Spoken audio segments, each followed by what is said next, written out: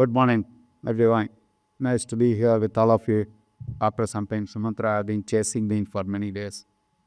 I was supposed to come yesterday. Fortunately or unfortunately, we had a launch yesterday with the minister. We launched two new Born EV electric low floor buses, one for India and one for Europe, just to let you know. Now, the context in which I am speaking, I'm finding it difficult to see the slide. Let me try. Uh, So I'm going to talk about the future of commercial mobility and what does it we as stakeholders need to do to make that happen. Now, before I speak about commercial mobility, yeah, I was right. Mm. Let's look at what's happening in mobility. Let's understand what's happening in mobility mainly. I believe not only it's happening in mobility, I think it's happening in the demographics of Indian new age innovation. That changing customer persona are changing. There are youngsters coming to new business models. We talk about startups. No more the veterans are only the businessmen. Youngsters are aspiring and actually creating a huge value in the ecosystem, both in mobility and many other areas. And hence digital, we call it a digital youngsters who have much access to data than when I used to be young. Because when I used to be young, we have to go to the library, then we'll have to spend a lot of time there to come to and synthesize what it is. Now, I think in your hands, you have mobile tool, you can synthesize it faster. And hence, the value creation is faster today. And we as, you call us boomers, we have also now adapted to digital age. And we have started adapting to the new age of what it is. And if you look at transportation today, whether it is people movement or goods movement, it's more becoming organized. India used to have multiple single truck, double truck owners. Anybody wants to buy one or two trucks and manage, which is good. But at the same time, you will get economics of scale when aggregating into it. Today, you have aggregation models like Porter, like Ola, Uber, many other aggregation models, which brings the asset utilization much better. In commercial vehicle, the more and more you sweat the asset, your IRR and benefits are better, and hence it is important. Either you have your own organized business model or you attach yourself to a business model somebody is organizing this to it. Now, there is also country has committed to a net zero by 2070. And then we have industries committed to what, for example, let's say Hintiza Group, Ashok Leyland and Switch has committed by 100th year with 1947, they will be net zero. It's carbon neutral by the time and the, so corporates are net zero target, which is also helping scope 3 supply chain to be delivered in either electric or a zero emission delivery way. And the fourth model is mobility as service. Mobility as service started, of course, by Ola, Ubers in personal segment and globally. In India, the biggest innovator is Government of India in commercial vehicle. I will give that credit to them because they brought something called GCC model in electric buses first time. I would say it has helped, and it is also a challenge both way. Any new model you try, it helps. So I thank Government of India for this great innovation of bringing GCC model of electric buses into public transport because most of the STUs, honestly speaking, are struggling in economic factors. They can't afford to buy new buses, particularly electric buses, which are very expensive and no dance way from them with the current balance sheet what they have. And then we got a new innovative model called GCC where we will invest, run the vehicle pay per kilometer for 12 years and we'll collect the money over a period of time. So a lot more is happening on that area in terms of public transport. I will touch about it. And in personal transport, shared mobility has become there for last 10 years. You all know that.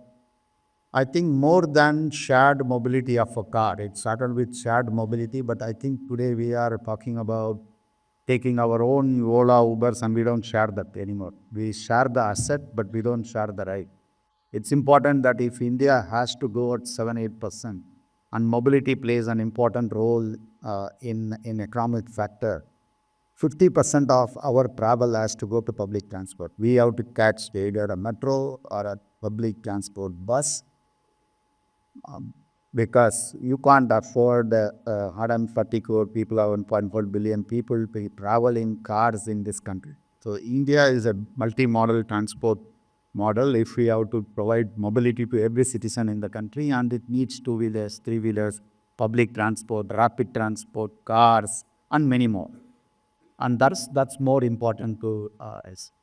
And hence emergence of fleet management is becoming a key factor to it. Now, let me give you a global landscape. I was talking to Samantha and gave this perspective. I feel what we call as first automotive revolution, when it happened under US, that India didn't catch up. Honestly, we are still catching up. Now, we have an opportunity in E. This is a projection by 2040 by some of the analysts that China will have a 790 billion ecosystem of electric mobility. USA about 390 and Europe all put together about 490, and India is very poised about to get about $100 billion of business through EV. Just to give you a context, in 2024, the whole automotive industry today is $121 billion. Correct me if I'm wrong. So, which is created in 100 years. So, you are going to create a new $100 billion business in automotive industry just in 10 years.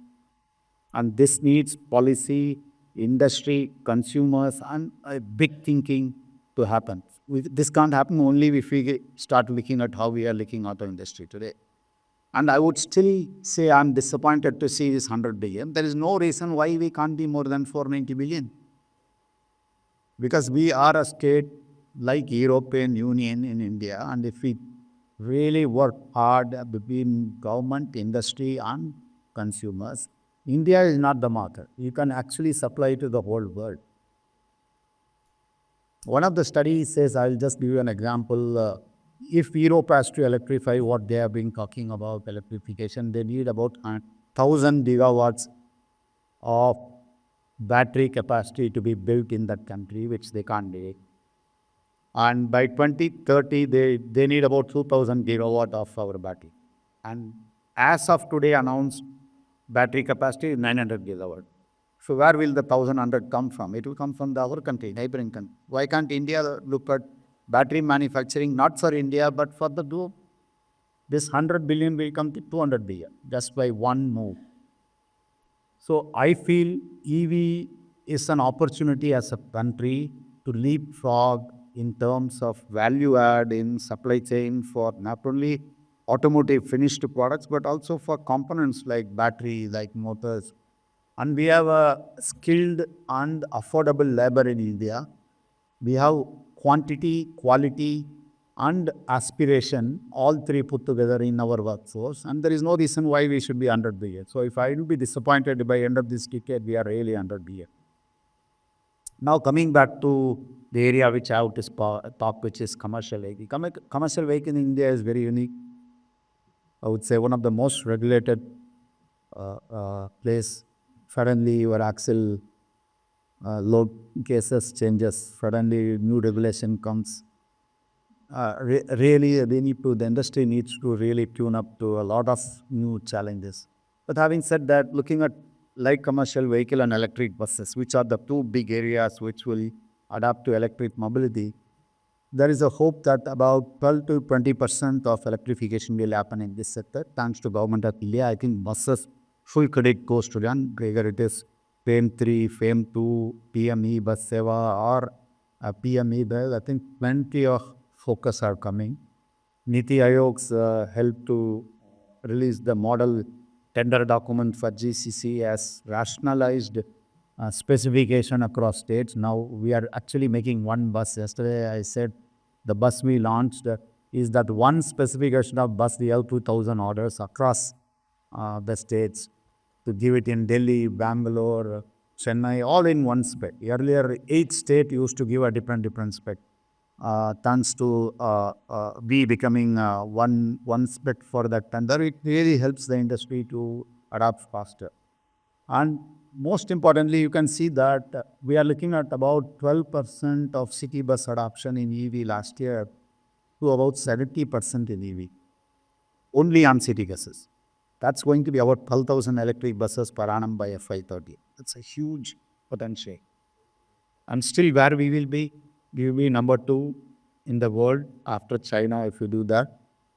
And the gap will be huge. The China makes 100,000 electric buses per annum or commercial vehicle per annum. I would say number of buses I'll figure it out. And we'll be making 12, 15,000, but still more than US and closer to Europe. So India is not left behind in EV, that's what I would say, but we have huge potential which is unutilized and we can do much more better. That's what I can say. Uh, Going to key factors which will affect electric mobility. While government can do, industry can do whatever they want. I think finally consumer is the one who decides what will be have to do. And India, if you don't give total cost of ownership, that means if you don't give value for any investment, nobody will invest. You can do anything, you can do policy, you can do everything, but nothing will happen. That's why we said two critical factors. One is the electric bus, which runs every day 200 plus kilometers. It needs less public charging infrastructure because it has adaptive charging for the bus depot.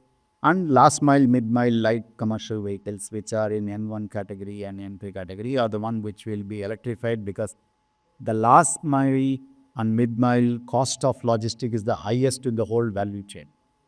And by electrifying it, you will be able to actually make money in that segment, not only reducing the emission, you get money to the consumers. And they are actually the mid-size and bottom of the pyramid people who buy three, four trucks, lives life. And if their life can be improved by economics, it's much more value than anything else we are talking about. Of course, we need to give reliability, performance, and connectivity, Sumantra top. Now, connectivity is a hygiene. I don't think anybody can claim we are better in connectivity, but connectivity is hygiene and EV.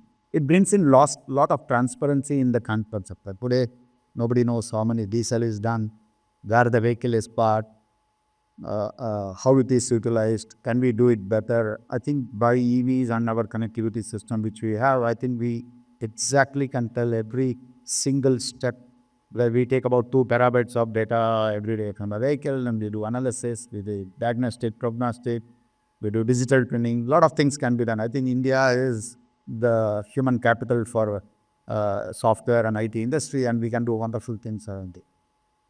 And safety and comfort is the most important one which we'll look at. Just to give you a perspective, what is shifting in commercial vehicle operations? I think today people are talking about freight-based operations, which is typically if you go to any fleet operator, he will tell you, I will give you X rupees per ton per kilometer as your one. It's slowly moving to total cost of ownership, more volume based. I think while I give credit to Amazon and Flipkart, they transport more air than goods nowadays. So they need a big package, more of air to be transported. That's how customers like. Overall connectivity is very important. Reliable uptime, I have talked about it, on safety and comfort are the more important things. Due to want of time, I'll be a little bit quicker. So when we talk about connected, I think we are evolving in commercial vehicle. Commercial vehicle is the less talked about industry, but believe me, either the cobots or autonomous driving vehicle will make a lot of sense because the cost of per kilometer, either goods or people, needs to be affordable in India and it will play an important role including various elements which I have talked about here.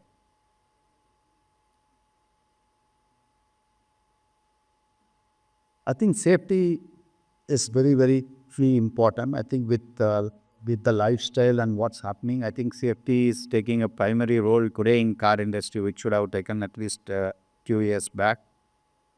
Commercial vehicle safety and public transport safety is very important. For example, earlier buses, there were India buses where it's be challenged. Today we have 5 cameras. You can look at them all the time. We have both inside and outside cameras. So all 360 with you 24 by 7. So it is safe to women who are traveling in city buses nowadays. In fact, there are alertness for driver personas available. Driver onboarding is down. They're done digitally with verification. Lot of things, not just the vehicle safety, but all stakeholders' safety is taken care in terms of charging, in terms of transport, in terms of storage. Multiple things have been done, and it will continue to improve. look at the industry, EV industry today is just 10-year old. And we are comparing with what is achieved in 100 years. But I think the new industry doesn't need 100 years. In another 2-3 years, it will be much, much mature than the current industry because of what I talked about, the data and the analysis, what we are talking about. I think car industry, while it is moving to a lot of comfort and convenience, particularly the CV industry will focus on productivity related digitization connect particularly, and also a comfort to drivers. We talked about AC cabins coming into implementation. I think drivers' lifestyle is changing. The new generation of drivers don't want to drive unless you get comfort to it and so on. And before I go to the last slide, I just want to give you, there are some challenges in TCO today. That's why government is supporting on subsidy.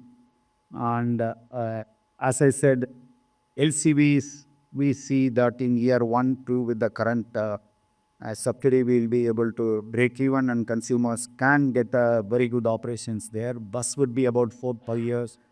And MNHCV, we are putting on long years, mainly not only TCO, MNHCV is due to charging infrastructure available. It's a big challenge there, and hence it's going to be taking a longer time for somebody. So due to want of time, I will just keep them switch on and then to say, I think India's electric commercial vehicle industry has a huge potential, and today it started momentum with buses and light commercial vehicle, but it will get into other industry as well. The future of CV will mainly in India look at total cost of ownership. It will not be due to policy. It will not be due to whatever you say. Finally, the customer will buy if you meet the total cost of ownership, given comfort, connectivity, transparency, and safety. And slowly, it is data-based diagnostic, and the new generation will lead that in that one. And we, as Switch Mobility, are already on that path. Not only in India, we are the only OEM. Yesterday, we launched the electric bus for Europe. We are in UK, and we'll continue to bring global technologies to India and bring Indian supply chain value to those as well. With that, I will finish my discussion. Thank you very much for the opportunity, and Aditya.